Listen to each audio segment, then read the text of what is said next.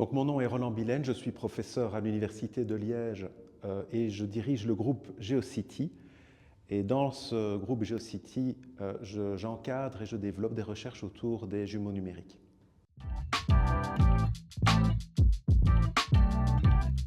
Voilà, donc concernant les travaux sur les jumeaux numériques, la particularité de notre groupe de recherche, c'est de travailler un peu sur toute la chaîne de traitement. Donc on travaille aussi bien sur l'acquisition des données, le traitement des données, notamment par des techniques d'intelligence artificielle, pour obtenir alors des objets qui vont être beaucoup plus facilement manipulables dans les digital twins. Ça, je dirais, c'est un peu notre core business, mais on travaille également sur toute une série d'applications relatives aux jumeaux numériques. Et à ce moment-là, on travaille avec d'autres spécialistes, comme par exemple faire des couplages avec de la simulation énergétique, faire du couplage avec des problèmes liés à la végétation. Et donc, on est aussi assez actif dans la partie application et implémentation.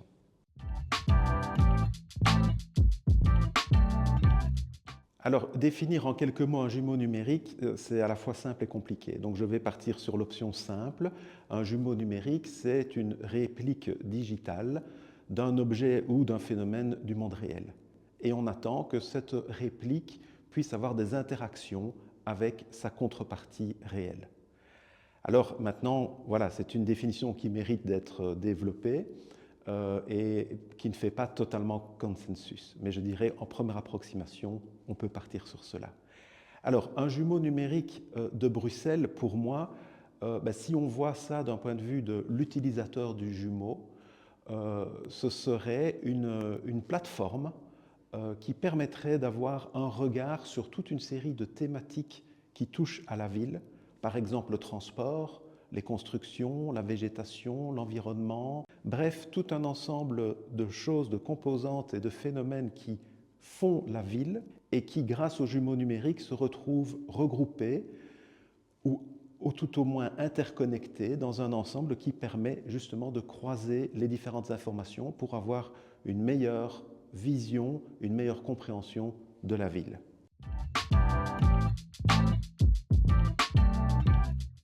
Alors effectivement, les jumeaux numériques, ce sont des systèmes complexes, mais je pense que cette complexité n'est pas un problème en soi. Elle n'est jamais que le reflet de la complexité de la ville. Néanmoins, c'est vrai que pour aborder et s'approprier ce genre de système, cela nécessite certainement un certain apprentissage de la part des utilisateurs, mais cet apprentissage doit être normalement le plus simple possible parce que dans l'optique de partager les choses avec les citoyens notamment, il faut que les solutions, ou en tout cas certaines sorties du digital twin, soient assez ergonomiques et visibles.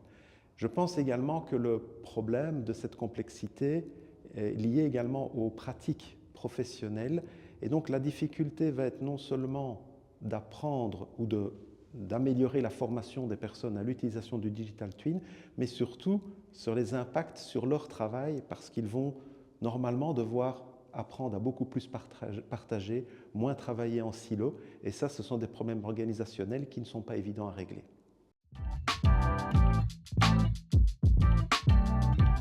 Donc pour une ville, la difficulté de mettre en place des jumeaux numériques est multiple. Il peut s'agir d'enjeux de problèmes techniques, parce qu'effectivement, il faut des compétences, il faut du matériel, il faut des ressources, il faut des données disponibles. Mais à côté de ces difficultés, il ne faut surtout pas négliger la difficulté organisationnelle. C'est-à-dire que la mise en place d'un jumeau numérique, ce n'est pas un simple nouveau logiciel qu'on ajoute. C'est véritablement une nouvelle façon de travailler et de penser la gestion de la ville. Et dès lors, la difficulté, à mon sens, première pour les villes, ça va être ces enjeux de gouvernance, ces enjeux de ressources humaines, plutôt que des enjeux techniques qui, eux, peuvent être levés par ailleurs.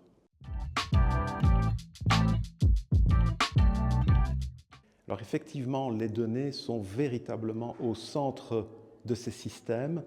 Sans données, il n'y a pas de digital twin. Et j'ai même envie de dire, sans données complexes venant de domaines très différents. Et donc, l'enjeu de la donnée est fondamental. Ce qui implique que les données qu'on utilise dans un jumeau numérique doivent être de qualité. En tout cas, on doit avoir un contrôle sur la qualité. Et ça, c'est un problème inhérent à l'utilisation des données qui va au-delà même du problème des jumeaux numériques. Si vous n'avez pas de bonnes données en entrée, vous n'arriverez pas à obtenir de bons résultats. Et donc cette conscience du contrôle de la qualité, de la chaîne de qualité pour la donnée est essentielle et je pense que souvent elle est sous-estimée. Donc c'est vraiment un enjeu fondamental parce que, évidemment, comme je viens de le dire, si vous n'avez pas de bonnes données, qu'elles sont de qualités diverses, vous allez là mettre à mal le système qui ne va plus remplir son rôle et donc effectivement créer potentiellement de gros problèmes et de problèmes également de confiance des utilisateurs et plus par extension des citoyens dans les systèmes qui sont mis en place.